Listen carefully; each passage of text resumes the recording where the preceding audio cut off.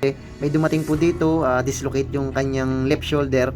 So sinasabi po niya na baka maibabalik daw po natin. Ito, tinapat po natin si sir na talagang pag ganito mga taon na, 3 taon, 5 taon, hindi na po natin maibabalik yan dahil po napunit po yung ligament yung kumakapit dun sa pinakanyang shoulder. Kung titingnan natin mga kahilot dito, tingnan nyo po yan, oh. Pagka binaba nyo, itataas, bumababa din. So hindi na po yan. So pinahilot na daw po niya, po walang nangyari.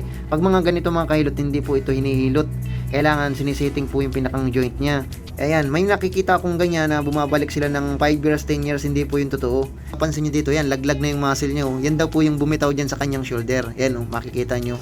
Nalaglag po yan, kaya hindi na yan maibabalik mga kahilot. Kaya kung mangyari po yan sa inyo, at may nag-offer na ibabalik yung dislocate, hindi na po yan. Kapag matatagal na po, hindi na natin maibabalik yan. Ano po mga kahilot, wag na po tayong pumunta sa mga nagsisiting ng buto kung taon na yan.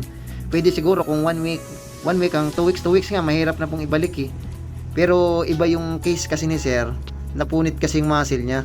Ayan, no, napunit yung muscle niya, kaya pagka ibinababa siya, laglag talaga. Pero kahit bindahan po natin yan, kahit bindahan natin ng 5 taon yan, pag tinanggal natin yung binda niyan, laglag pa din yan mga kahilot.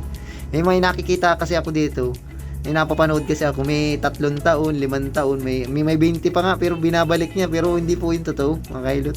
Sa totoo lang, ang dislocate po ng mga ganito, mga ganyan, yan, yung ganyang part na yan, mga laglag na talaga yung balikat, laglag na yung shoulder, hindi na po yun may babalik.